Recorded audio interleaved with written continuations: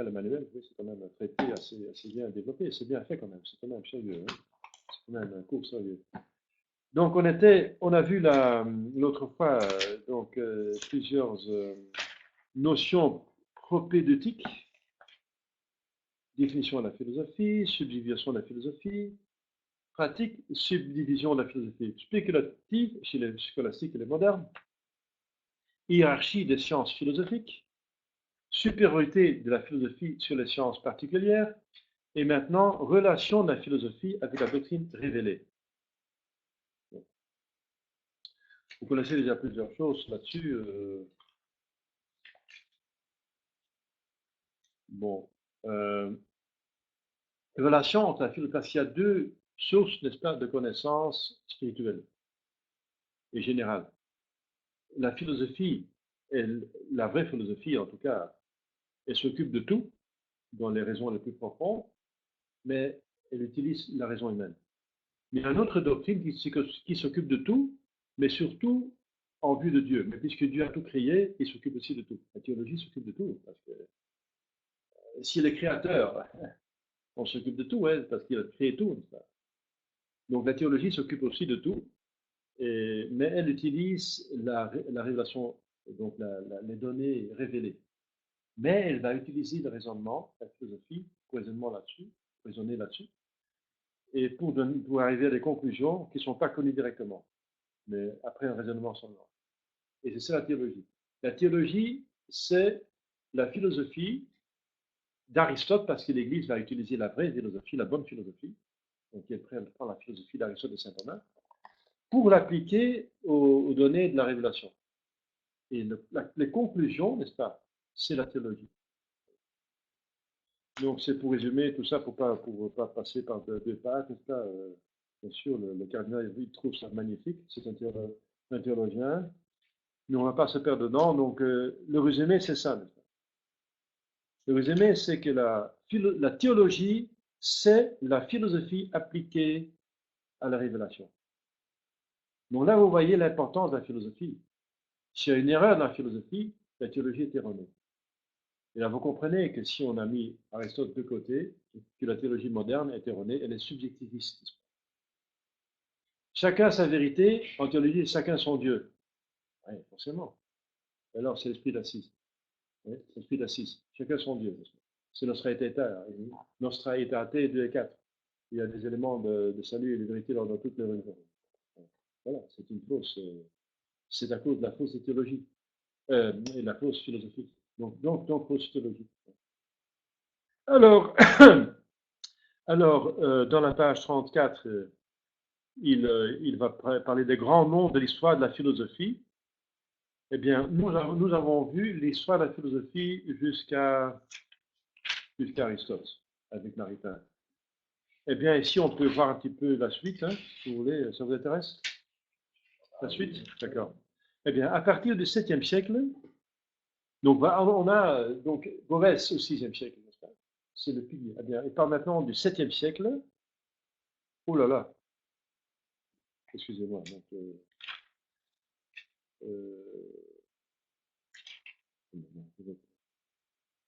donc je vais reprendre avec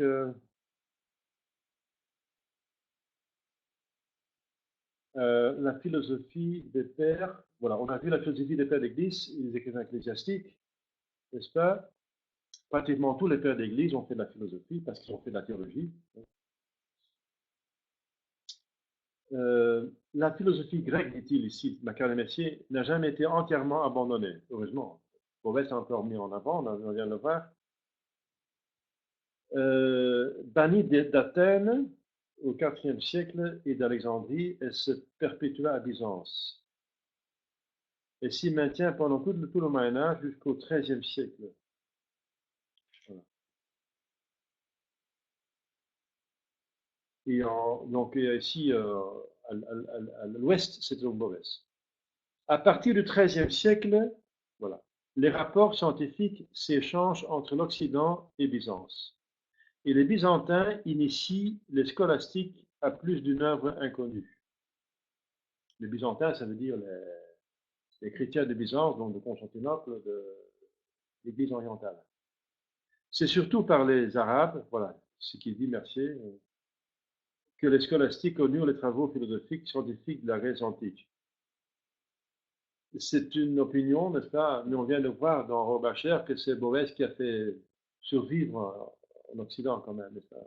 Il y a une autre source, c'est Boès, le grand aristotélicien, philosophe aristotélicien, Boès.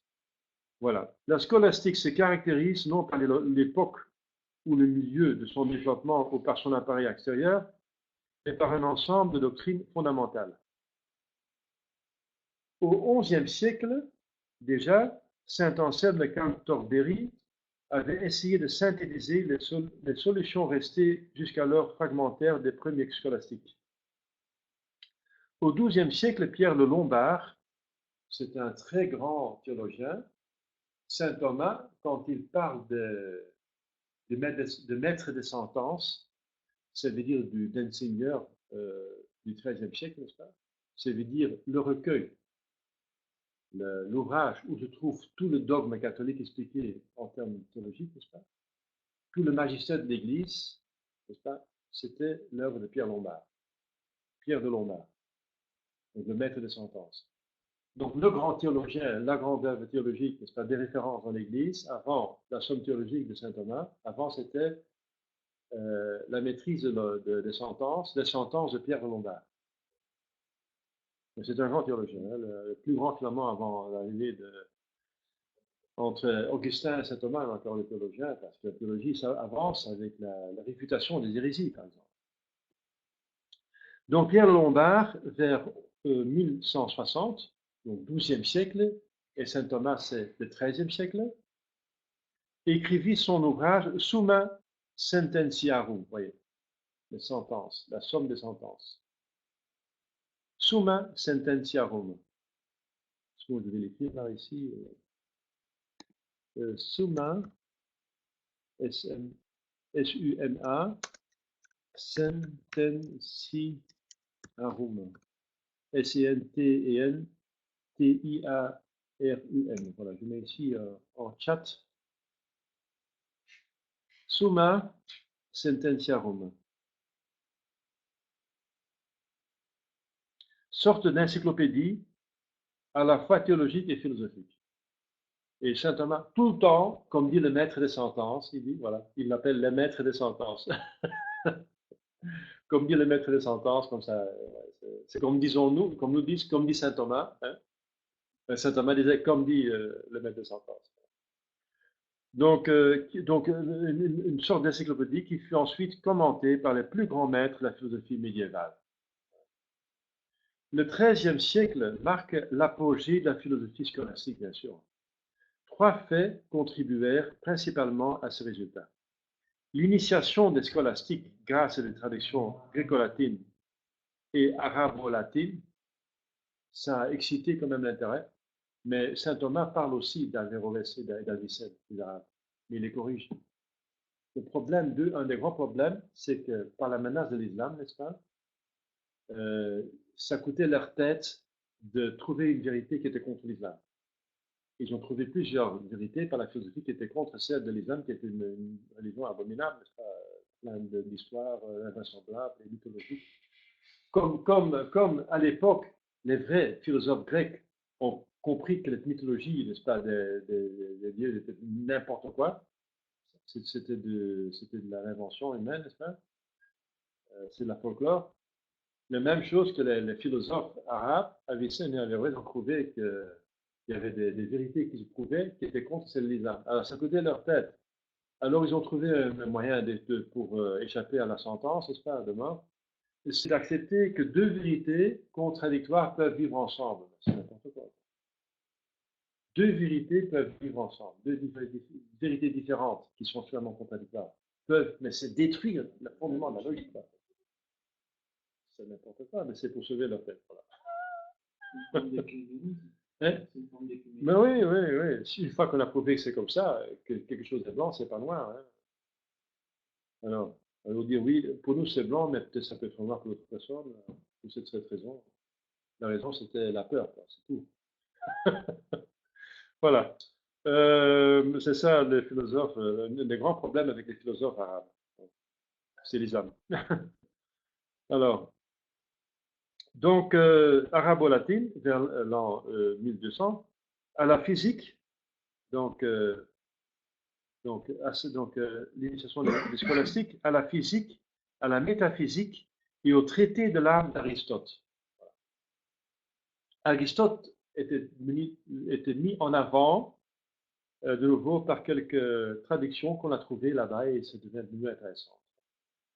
L'érection des universités, particulièrement de celle de Paris, qui vient l'université où saint Thomas va enseigner. Donc Paris va devenir la lumière du monde, hein, à saint Thomas, incroyable. Et Paris va être profondément catholique, profondément jusqu'à très, très tard, très très tard. Une ville exemplaire qui va réfuter les. C'est Paris qui va sauver pour une grande partie la France des protestants, des protestants, protestantisme. La création des ordres de Saint-Dominique et de Saint-François. Voilà. Saint-Dominique avec Saint-Thomas. Alexandre de Alès donc, et Saint-Thomas, qui avait comme maître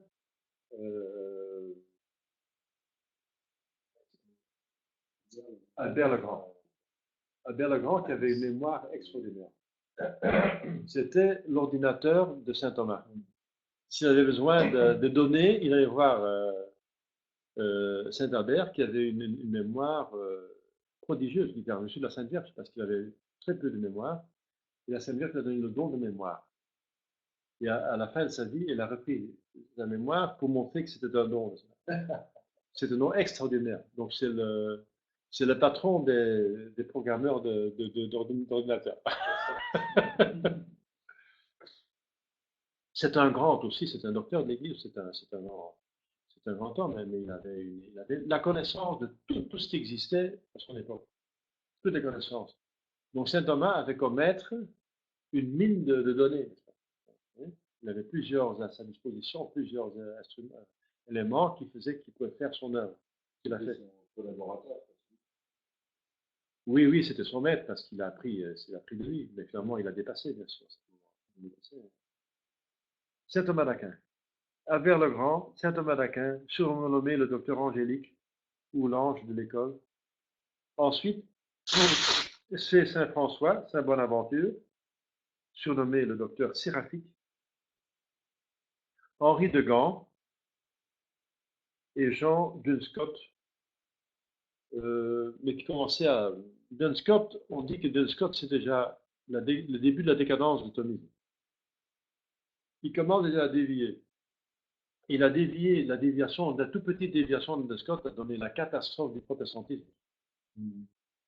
Dunscott a donné la prépondérance à la volonté au-dessus de l'intelligence.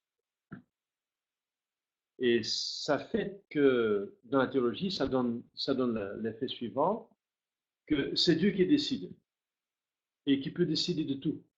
Par exemple, Dieu peut décider qu'il y a 9 commandements ou il y a 11 commandements. Il peut décider que le vol est bon. C'est pur, de Scott, c'est pur par la volonté de Dieu que le vol est mauvais. Alors, saint Thomas dit, oh là là, attendez, bien sûr, Dieu est tout-puissant et il fait ce qu'il veut, ça c'est tout à fait bien, mais ce qu'il fait, c'est sage, c'est pas n'importe quoi, c'est sage, parce que dans Dieu tout est un, donc sa volonté est une avec son intelligence. Ce qu'il fait, c'est intelligent, c'est pas n'importe quoi, il va pas dire que le vol c'est bon, parce que le vol c'est abominable, c'est prendre le travail de l'autre.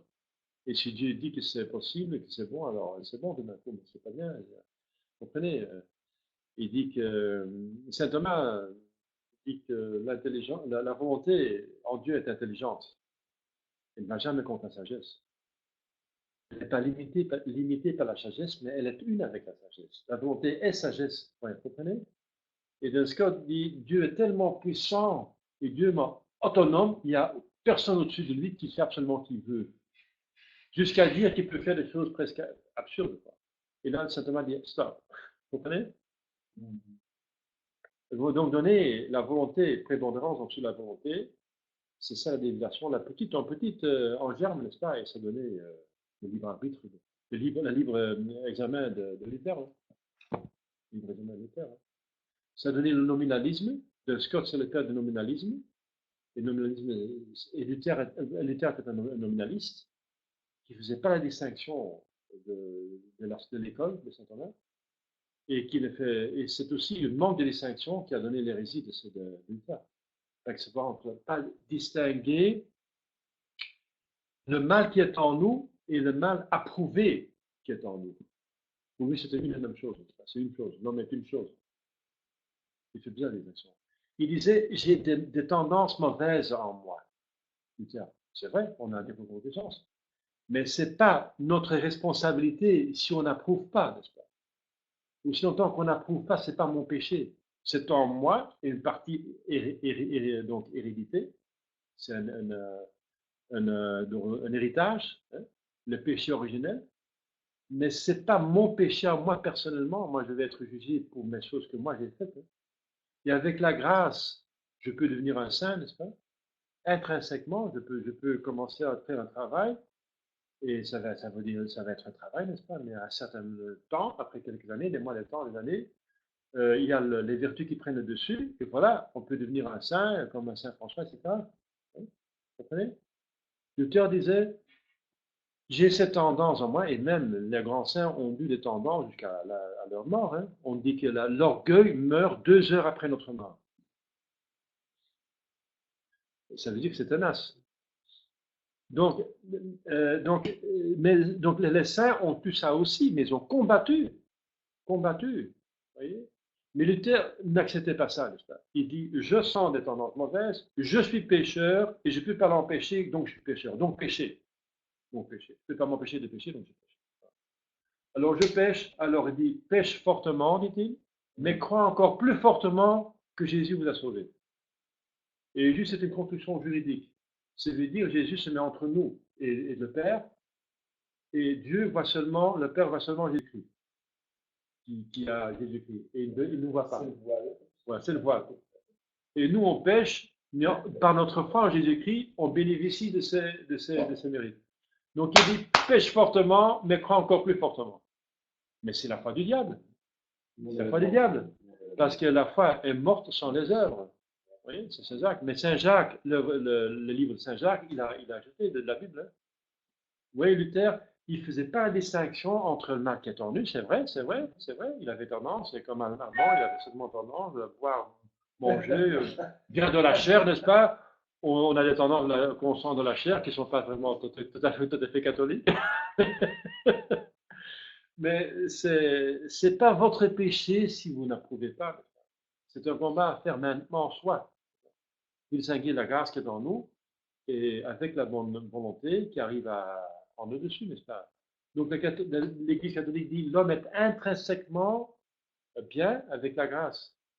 Et Luther, s'il n'est jamais bien. C'est toujours un grand pécheur, mais Dieu voit seulement Jésus-Christ et il nous pardonne parce qu'il voit Jésus.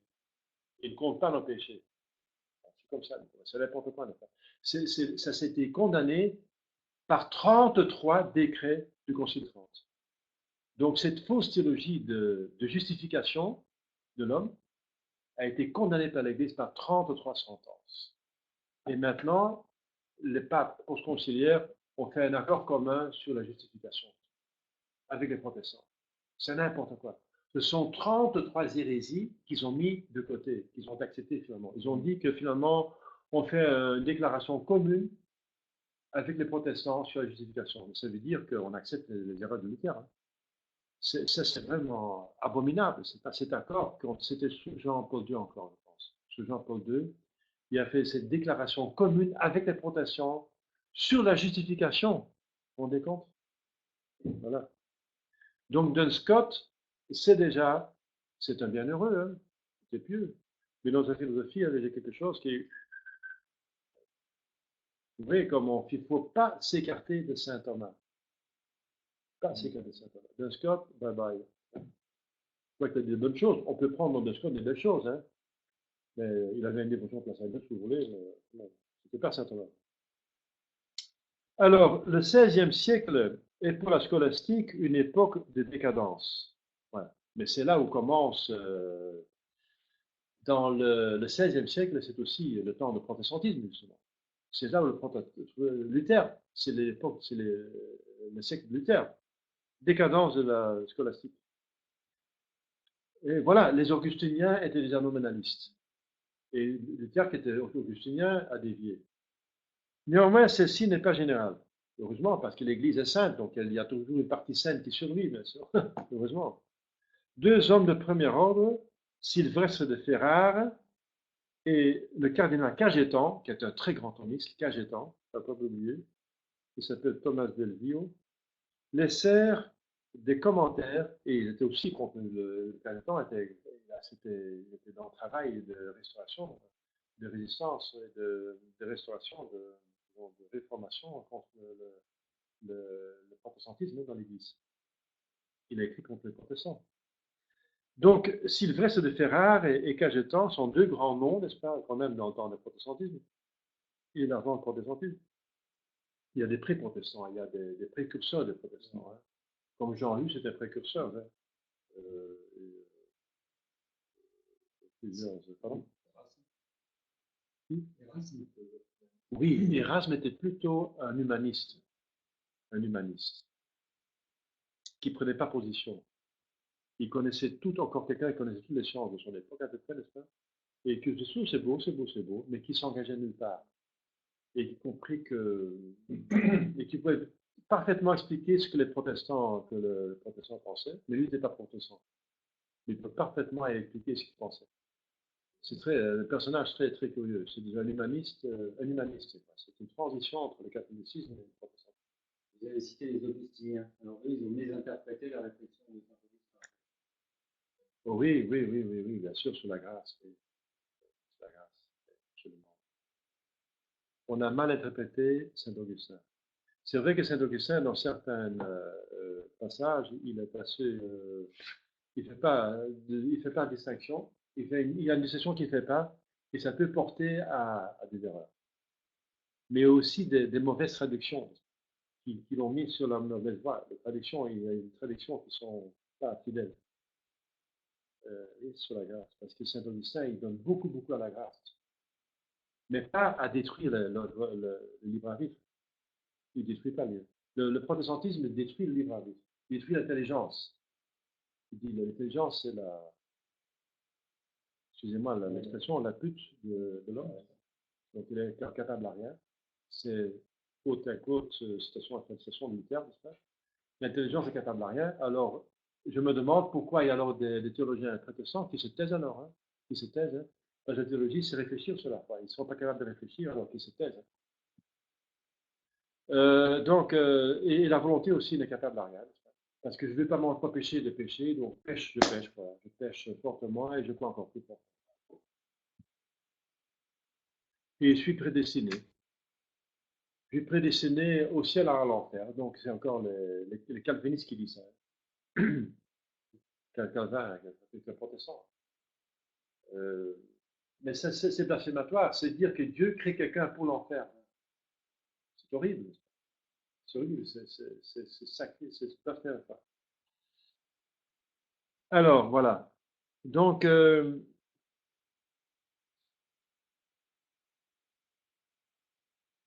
voilà surtout les deux sommes de saint Thomas. Les deux sommes, la somme théologique et la somme contre les gentils. La somme contre les gentils est plus philosophique que la somme théologique. La somme théologique est faite pour des croyants, donc ça explique la foi, avec la philosophie, bien sûr. Mais la somme contre les gentils, c'est écrit pour les gentils, pour les non-croyants. Donc, ils utilisent plus des arguments de raison pour les amener à la foi, pour dire que la foi est possible, qu'il n'est pas, pour rendre la foi admissible. Après le Concile de Trente, vers 1563, se produisit une restauration théologique et philosophique. Voilà, un néotomisme, voilà, c'est la première fois que le terme tombe. Le néotomisme surgit, dont l'université de Salamanque prend l'initiative. Et Saint Jean de la Croix a eu sa formation dans l'université de Salamanque. Et les carmes, n'est-ce pas? le commentaire des carmes. Les Salmatitchenses, c'est les carmes de Salamanque, qui sont considérés comme les meilleurs commentaires de saint Thomas. Donc, si vous cherchez le meilleur commentaire de saint Thomas, donc la somme expliquée, encore en profondeur, Pegg aussi a fait une explication de la somme, Pegg en français. C'est très intéressant, le commentaire de Pegg. C'est un bon thomiste. Mais ce qui est vraiment magistral et jamais dépassé jusqu'à présent, c'est le commentaire des carmes. Ce sont les mystiques qui ont une formation des universités les meilleurs thomistes et qui, la combinaison, n'est-ce pas, de la mystique qui a l'intuition des vérités divines. Les mystiques ont les intuitions. Les carmes sont des mystiques qui ont l'intuition, mais soutenus par une philosophie vraiment de la meilleure philosophie, et ça donne un résultat extraordinaire. Hein. On ne peut pas trouver mieux. Hein. C'est ça. Eh bien, c'est considéré comme le meilleur commentaire. Le meilleur commentaire de la somme théologique, c'est les Salmatitchenses, ça veut dire donc les philosophes de Salamanque. Voilà, ils sont les termes de Salamanque. Donc, dans l'université de Salamanque, aussi l'université d'Alcalá d'Henares, de Séville, de Valladolid, donc en Espagne, hein. L'université portugaise de Coimbra et d'Évora. Vous voyez, ce sont surtout les latins qui font une bonne philosophie, n'est-ce pas? Saint Thomas en Italie, les Salmatitchenses les commentaires en Espagne, les Portugais, vous voyez, même les Français, il y a des bons, vous voyez, Pegg, ce sont des bons théologiens, les thomistes. La bonne théologie, c'est surtout dans les pays latins. C'est pour ça que lors du Vatican II, n'est-ce pas, il y a le journaliste, son nom échappe un petit peu maintenant, il a écrit le Rhin se jette dans le Tibre. Le Rhin se jette dans le Tibre. Comment? Oui, le Rhin, c'est des pays, donc donc la Hollande, même la Belgique, l'Allemagne et la Suisse, avec toutes les hérésies. Donc l'hérésie se jette dans l'eau polluée des pays protestants, n'est-ce pas, se jette dans l'eau pure de la théologie latine. Par Ralph Wittgen. C'est un journaliste et c'est un très bon livre pour comprendre la déviation de Vatican II. C'est un des livres maîtresses et clés, livres clés pour comprendre Vatican II. Le Rhin se jette dans le Tibre par Ralph A-L-P-H Wittgen. W-I-T-G-E-N. Ralph Wittgen. Voilà, je mets ici en chat. Vous voyez? Donc, ce sont le néo-thomisme du XVIe siècle, c'est surtout en Espagne et en Portugal. Et ça vient de l'Italie, saint Thomas, des dominicains d'Italie. Et alors, on a des noms comme, parmi les dominicains et les thomistes, Soto-Dominique, Soto, ce sont des noms qui vont revenir, hein, si vous faites la théologie, vous allez voir, Soto, Banès, B-A-N-S-E-Z, Fontécole, Jean de Saint-Thomas, les dominicains d'Avrier encore récemment, donné un traité de Jean de Saint-Thomas sur un pape hérétique. Il dit clairement que le pape hérétique perd sa papauté, Jean de Saint-Thomas. Sauf les dominicains d'Avrier disent qu'effectivement, et c'est vrai, que l'Église doit juger de ça. Et pour eux, l'Église, c'est l'Église conciliaire qui va juger de ça. Ils ne vont jamais le faire, donc on ne va jamais déclarer que le pape n'est pas pape, donc il est pape. Mais ce n'est pas l'Église, quoi. Si même un pape, il perd sa papauté par l'hérésie, il y a marqué dans le catéchisme, qu'est-ce qui n'est pas catholique, celui qui est hérétique. Donc, qu'est-ce qui va juger de cela? Eh bien, l'Église qui n'est pas hérétique qui va juger de ça. L'Église qui est l'Église, parce que l'Église hérétique n'est pas l'Église, c'est une secte. Donc, la partie sainte de l'Église. Et ça, ils n'avaient pas pensé à ça, n'est-ce pas? Donc, ils ont mal interprété Jean de Saint-Thomas. Jean de Saint-Thomas, dans un très beau traité, un magnifique traité, il dit qu'un pape, s'il est hérétique, il perd sa papauté. Et c'est l'Église qui, comme dit le DTC, l'Église, les évêques, un concile d'évêques. Mais ceux qui ont gardé la foi, bien sûr, ce ne sont pas les hérétiques qui vont au lieu des hérétiques. Voilà. Donc Jean de Saint Thomas, un très grand théologien, hein, a laissé des œuvres aujourd'hui encore grandement estimées. La compagnie de Jésus compte surtout dans ses rangs Suarez. Mais Suarez, c'est quand même, il a un peu particulier. Hein. C'est pas vraiment, il n'a pas resté très fidèle à saint Thomas. Il a quand même pris sa voie à lui. Hein. Suarez, c'est un nom, un géant, mais bon, on le prend avec mesure, avec précaution quand même, parce que c'est un jésuite. Quoi. Les jésuites ont préféré de suivre voilà, Suarez. Euh, c'est quand même plus sûr de suivre Jean de Saint Thomas, qui est plus fidèle à Saint Thomas. Il a pris son Jean de Saint Thomas. Il n'a pas volé son nom. Voilà. Avec la période, mais ce sont de grands noms qu'il faut connaître. Hein. Si jamais vous faites la théologie, ce sont des noms qui vont toujours revenir. Avec la période de la décadence, de la scolastique, coïncide l'infiltration lente des idées de la Renaissance en littérature et en philosophie. La restauration de la littérature et de la philosophie ancienne. Qu'est-ce que c'est cette Renaissance? Qu'est-ce qui renaît? Eh bien, c'est le paganisme antique qui renaît. Et ce n'est pas quelque chose de bien. C'est une astuce, c'est une tactique diabolique. Parce que le diable, il va dire, comment est-ce que je vais casser cet apogée du Moyen-Âge? Eh bien, le meilleur, on le casse avec le moins bon. On va, parce que si les gens sont dans le bien, c'est dans la retraite Saint-Ignace, on va les séduire, on va les tenter avec un bien, une apparence de bien. Une apparence de bien. C'est dans le discernement des esprits, hein, dans le retraite Saint-Ignace. Les gens qui font le bien, on va les séduire avec le bien, mais un moindre bien. Un bien qui va faire dévier du vrai bien, du meilleur. Voilà. C'est ça. Eh bien, le diable, il va appliquer ça, parce que le Moyen-Âge est saint, donc il va séduire le Moyen-Âge avec ce qui est bien, mais moins bien. Qu'est-ce qui est bien à part du christianisme? Eh bien, c'est ce qui vient.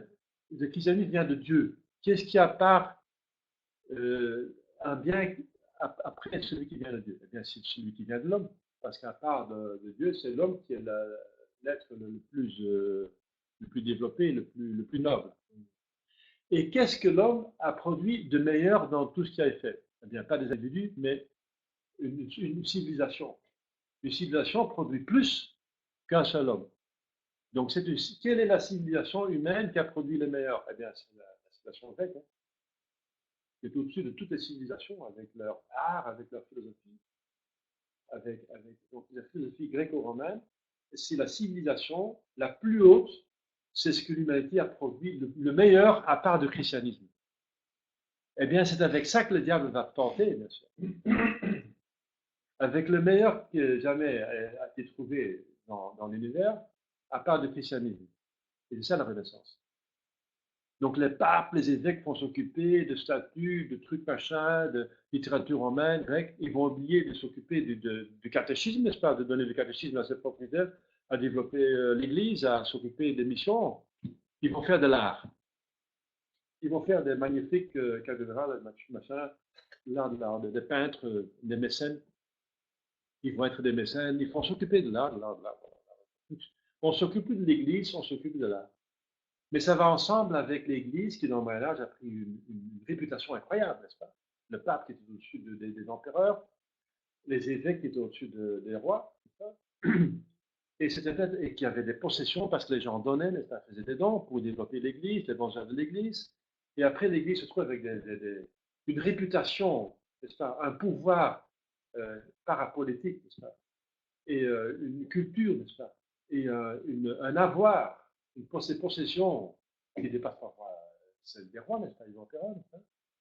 Et alors, ça devient plus intéressant de devenir pape, de devenir évêque, de devenir père abbé, que de devenir prince, roi, empereur ou baron. Hein.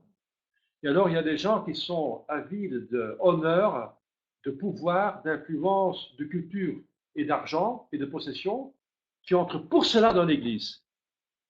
Voilà, ces deux éléments ont causé la décadence Et on fait des déviances, et avec le diable qui met lui dessus. Ah oui, oui, oui, regardez, comme c'est beau, n'est-ce pas, les arts, voilà, développer les arts, ouais, on va développer la culture, hein, la culture. Et c'est ça l'humanisme. Donc on se tourne vers l'homme, ce qu'elle a produit de mieux, de magnifique. Et la Renaissance, hein, parce que ce qui est le mieux, c'est justement la civilisation gréco-romaine. Et on va développer cela. On s'occupe de l'Église et les gens sont dans l'ignorance. Et Luther va utiliser ces abus, cette déviance, pour dire, voyez, ils vivent dans la richesse. Et Jésus n'avait pas une pierre pour mettre sa tête. Voilà. Hein. Et il expliquait, n'est-ce pas, l'écriture sainte, il faisait une traduction en vernaculaire, et les gens qui n'avaient pas eu de bon catéchisme, parce que les, les, les, les évêques s'occupaient plus de leur troupeau, n'est-ce pas? Les gens étaient dans l'ignorance. Eh bien, quand il y a l'ignorance, les hérésies ont une terre fertile. Hein. C'est comme ça que le diable a travaillé. Et que, vous voyez, ça commence par des richesses et ensuite ça termine par la décadence totalement et l'apostasie. Hein. Le Vatican II maintenant. Donc c'est avec crescendo, crescendo, crescendo. Donc ça commence par l'humanisme. Hein. On s'occupe de l'homme au lieu de Dieu. Et dans l'homme, on va s'occuper du meilleur qu'il a jamais produit, c'est à part le christianisme qui vient finalement de Dieu, c'est etc. La civilisation gréco-romaine. Et ensuite, puisque on s'occupe plus de l'homme, de la culture, que de Dieu et des âmes, il y a les hérésies qui commencent à développer et on s'attaque à l'Église. L'Église, effectivement, qui est dans une décadence, une richesse, un laisser-aller, n'est-ce pas, une négligence qui a causé le protestantisme, qui a donné l'occasion du protestantisme. Et alors Luther rejette l'Église, mais il garde la foi en Dieu, une fausse foi en Dieu, une fausse foi en Jésus-Christ, dans l'Écriture sainte, etc. Et après Luther, puisqu'on a fait le choix, c'est nous qui choisissons, n'est-ce pas? Il n'y a plus de magistère, c'est l'homme qui choisit, le libre examen, n'est-ce pas?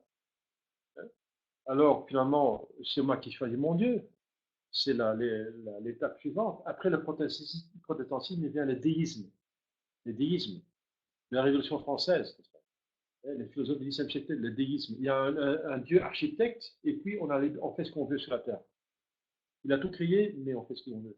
Et là, finalement, on prend comme Dieu ce qu'on veut et aussi, et voilà, et à l'époque de la Révolution à Paris, on a pris la raison humaine comme déesse.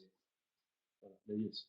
Et après, c'est vite de passer, puisque c'est n'importe quoi, à l'athéisme. Parce que la déesse qu'on a mis, n'est-ce pas, on a mis une salle publique encore, n'est-ce pas, sur un char, où on l'a couronné, n'est-ce pas, on l'a introduit dans Notre-Dame, où on a couronné ses divinités, n'est-ce pas, c'était n'importe quoi, n'est-ce pas. Alors, le pas vers l'athéisme est très vite fait. Hein. Donc, après la Révolution française, le déisme, on a l'athéisme. Et avec le communisme, n'est-ce pas. Le communisme, l'athéisme, une plus grande partie de la Terre était dans le communisme. Même une grande partie de l'Europe, surtout en Orient, l'Europe orientale. Et ensuite vient, alors, finalement, toute la structure surnaturelle a été détruite. La ferveur a été détruite par l'humanisme, la Renaissance. La croyance en l'Église a été détruite par le protestantisme. La croyance en Jésus-Christ par le déisme. La croyance en Dieu par l'athéisme. Donc, tout le surnaturel est attaqué, tac, tac, tac, tac, tac. À quoi on s'attaque alors? Eh bien, à l'autre œuvre de Dieu. Dieu a. Donc, on s'attaque à la rédemption, mais maintenant, on s'attaque à la création. Tout ce qui est contre nature, on va propager l'avortement, l'euthanasie, l'homosexualité, on va chipoter avec les gènes. C'est moi qui choisis mon sexe. C'est moi qui choisis quand je vais mourir. C'est nous qui choisissons quand un homme entre dans la vie, c'est l'avortement. C'est nous qui choisissons quand il sort. Normalement, ça appartient à Dieu, tout ça, n'est-ce pas? Et c'est nous qui décidons de ça. On va supplanter Dieu créateur. D'abord Dieu rédempteur, hein, et ensuite Dieu créateur. Mais en attaquant Dieu dans sa création, on les attaque aussi en tant que rédempteur. Parce que si on pourrit la créature, on ne peut plus faire la rédemption. Si l'homme est tellement pourri, tellement dégradé dans son intelligence, dans sa nature, intelligence, mémoire, volonté, dans sa physique, dans sa santé, dans sa manière de penser et d'agir, c'est très difficile d'en faire un prêtre, un moine, un saint. Hein. C'est très difficile. Hein. un drogué à moitié gaga, n'est-ce pas, totalement dans son subjectivisme, n'est-ce pas, qui est esclave de ses sentiments, n'est-ce pas, qui a une volonté absolument affaissée, efféminée. C'est très difficile d'en faire un seul, n'est-ce pas, vous comprenez? Et maintenant, on en est là, n'est-ce pas? Et après, il y a encore un autre stade, c'est que quand finalement il a les hommes dans ses griffes, il va, il va mettre en avant le satanisme, la vénération publique de lui-même. C'est ça qu'il veut. Il va en arriver qu'il soit vénéré publiquement, que le satanisme va accepter dans la société. Donc on a l'avancement des satanismes, des choses sataniques. Et surtout, on s'occupe des enfants. Harry Potter, Halloween, avec des choses apparemment ludiques, mais c'est pour apprendre aux enfants à apprécier le diable. Allez dans un grand magasin, grande surface, sur la division des jouets. La moitié, oui, c'est la culture de l'horreur. La laideur de l'horreur. Donc c'est diable, c'est diable de l'horreur. Donc toutes ces figures, tous ces héros sont des diables, sont des démons. Le démon, c'est un héros, voilà, oui, ce qu'on met dans la tête des enfants, qui sont très sensibles. Ces enfants sont très, très sensibles. Ils sont ouverts à tout, n'est-ce pas? C'est ça qu'on met dans leur petite tête et dans leur petit cœur. Alors, on va voir les générations à venir. Hein. C'est maintenant, et nous, on va en attraper. Hein. Donc, le diable, il veut être vénéré publiquement, finalement, de plus en plus. Mais le bon Dieu, il va être. Mais à chaque fois, le bon Dieu permet le mal pour un plus grand bien. Le protestantisme a donné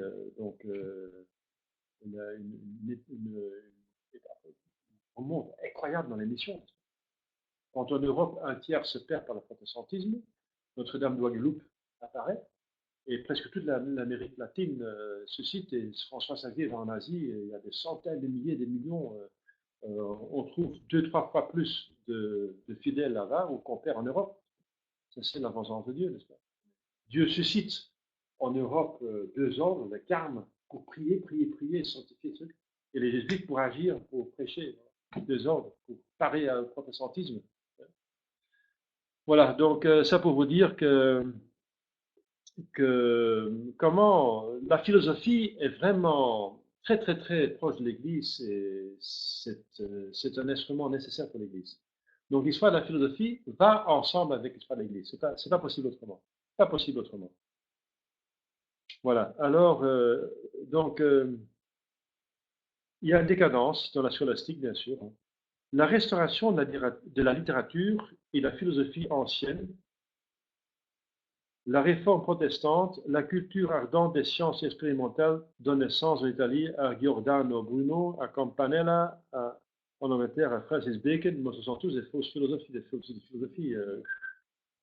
Ils trouvent à chaque fois quelque chose de vrai, et ça fait quand même évoluer les philosophies quelque part, mais avec une part de poison dedans, hein, et surtout contre saint Thomas. Hein, donc, et c'est ça le séduisant, n'est-ce pas? Ce qui séduit, c'est la partie de vrai qu'il y a dedans. Bien sûr, la partie de vrai qu'il y a dedans. Francis Bacon, Hobbes, et en France, Descartes. Il n'a pas, volé son nom, il s'est écarté, Descartes s'écarte. Et ses nombreux admirateurs à un mouvement philosophique que l'on appelle philosophie moderne. Je dirais luciférienne, quoi. La philosophie chrétienne, et ensuite la philosophie luciférienne, il faut le dire, parce qu'à la fin, il y a Lucifer qui montre son visage. Hein. C'est le diable qui va enlever son masque. Hein. C'est ça que ça mène. Le principal initiateur de ce mouvement fut René Descartes. Et c'est encore un catholique, vous vous rendez compte? Ici, c'est encore catholique. Oui. Son influence, parce qu'il a encore prouvé l'existence de Dieu, n'est-ce pas? Son influence s'exerça non seulement en France, sur Pascal, sur Bossuet et Fénelon, sur Malebranche. Vous voyez, parce que c'est l'apparence de catholicité encore, n'est-ce pas? Et il y a une part de vrai qui dit, puisque je pense, je suis, bien sûr, c'est vrai. Et puisque je suis, il doit venir quelque part, donc Dieu existe. Donc il y a une part de vrai qui dit, donc il dit une part de vrai. Mais encore en Hollande, où Spinoza, juif, n'est-ce pas, juif espagnol, mêle aux idées cartésiennes une sorte de panthéisme oriental, et même en Allemagne, où Leibniz, bon, c'est aussi un juif encore, Leibniz, se laisse influencer beaucoup par l'esprit cartésien dans les efforts qu'il déploie pour rester éclectique. Ça veut dire on choisit un petit peu partout, éclectique. Normalement, on peut être éclectique dans la philosophie moderne, prendre, ah, ça, il avait vrai, part de vrai. Mais il faut faire attention, hein. Il ne faut pas prendre du poison avec. Hein. Si dans une tarte, il y a quand même de l'arsenic, et il faut bien voir où il y a l'arsenic, il faut bien savoir où il y a l'arsenic, il ne faut pas prendre l'arsenic hein, de la tarte. Hein. C'est dangereux. C'est un spécialiste, finalement. Au XVIIIe siècle, les noms les plus marquants sont ceux de Locke, Newton, Berkeley, Hume. Tous des philosophies de n'importe quoi. Adam Smith et Bentham en Angleterre, ceux de Condillac, Montesquieu, Voltaire, Rousseau, hein, voilà, révolution française, merci beaucoup, hein, liberté, égalité, fraternité, ou la mort, hein, la guillotine, hein, c'est l'égalité, c'est de la guillotine. Place de la Concorde, c'est là où était la guillotine. La Concorde, pourquoi? Parce que ceux qui n'étaient pas d'accord, après il n'y a plus personne qui protestait, c'est la place de la Concorde, c'est la place où était la guillotine. Mais c'est quand même un lieu saint parce qu'il y a tout, le sang des martyrs là. Il faudra faire des messes là, il faut aller en pèlerinage de la place de la Concorde. Là. Il y a le sang de Louis XVI, hein, de la Concorde. Isaac Newton, il était philosophique. Oui, ils ont fait des traités philosophiques. Oui. Physiciens qui va plus loin, quoi. Qui ont fait des traités philosophiques. Turgot et Condorcet en France, et ceux de Wolff et de Kant, Kant en Allemagne. Ce que Descartes a fait en France, Kant l'a fait en Allemagne, c'est à sa manière. Au commencement du XIXe siècle, donc c'est vraiment la décadence philosophique qui développe quand même des éléments qui sont intéressants. Et c'est ça la chose de la grande séduction. Des choses intéressantes, enfin, que tout le monde reconnaît, oui, c'est vrai, mais en même temps, le poison de la philosophie moderne. Le diable, il travaille comme ça. Hein. Séduire par le bien. Au commencement du XIXe siècle, le centre de l'influence philosophique est en Écosse, avec Reid, et surtout en Allemagne avec Kant, de nouveau. En France, Royer-Collard, Jouffroy, Victor Cousin subissent ce double courant. Il constitue le spiritualisme éclectique, dont les derniers représentants furent Caro et Paul Janet. Au cours du XIXe siècle, en dehors des écoles chrétiennes, donc la scolastique va toujours rester dans l'Église, hein, mais c'est des courants qui sont dans le monde. Nous voyons, et ça pousse, ça tire, et ça s'attaque à l'Église, ça essaie d'entrer dans l'Église.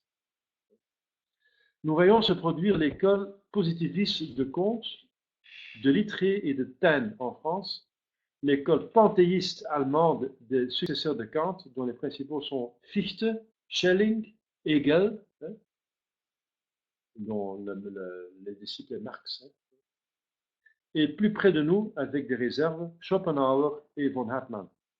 Enfin, l'école positiviste, ou mieux associationniste, je veux dire, et évolutionniste d'Angleterre, sous le patronage de Stuart Mill et de Herbert Spencer, etc. Donc, ce que Monseigneur Mercier va faire, c'est essayer quand même de prendre dans cette philosophie moderne les parts de bien. Et là, c'est un travail très difficile, n'est-ce pas? C'est ça son néotomisme, n'est-ce pas? Comme je viens de dire, c'est développer Saint Thomas, et en même temps répondre aux philosophies actuelles. Et pour répondre, il faut prendre ce qu'il y a de vrai et de faux. Enfin, en Allemagne, en France et en Italie, un courant néo-kantien s'est formé. Le groupe allemand comprend les messieurs Lippmann, Cohen, juif encore, hein, Natok, Feihinger. L'influence kantienne est visible chez Wundt, le principal initiateur de la psychophysiologie,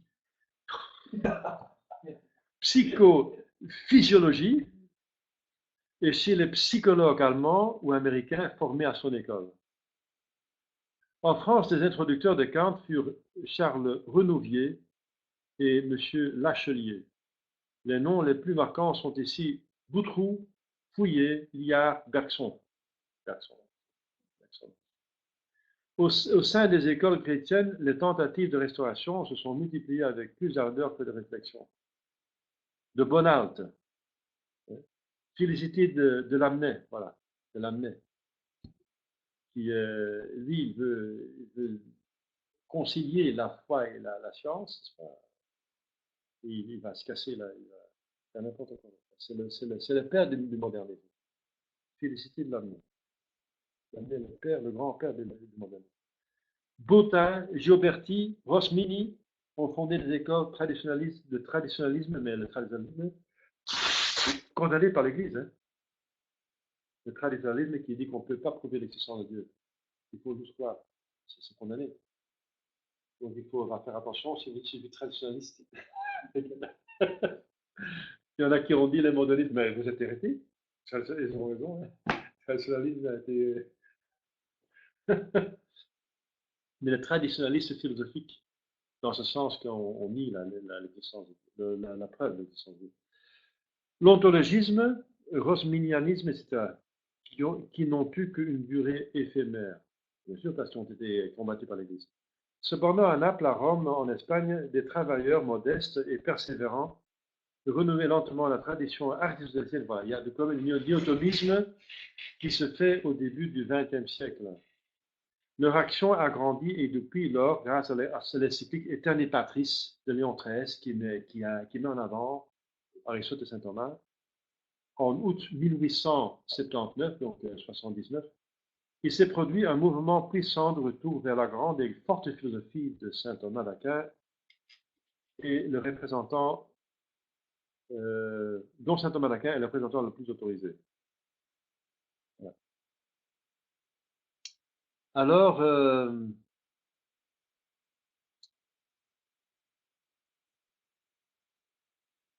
donc voilà, donc je suis déjà à 9h là, c'est 9h, on a parlé 1h30.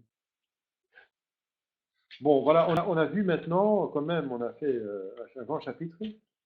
C'est l'histoire de la philosophie à partir de saint Thomas jusqu'à donc du Moyen Âge jusqu'à maintenant.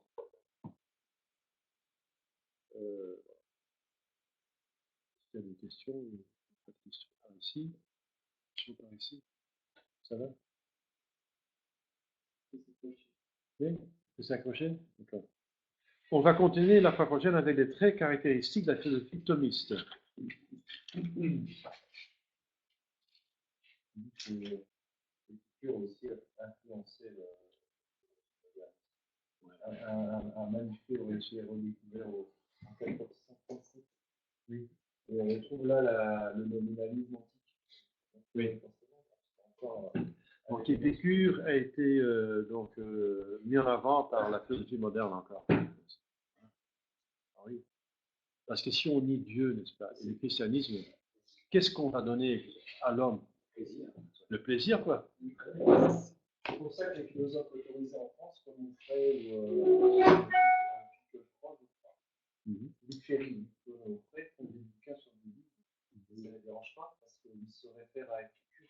Oui. Vous voyez? Oui. Les grands philosophes qui ont cours en France. Épicure, il dit profiter, Bouddha dit éviter la souffrance. Oui, mais ça va ensemble. Moi, c'est fuir la croix.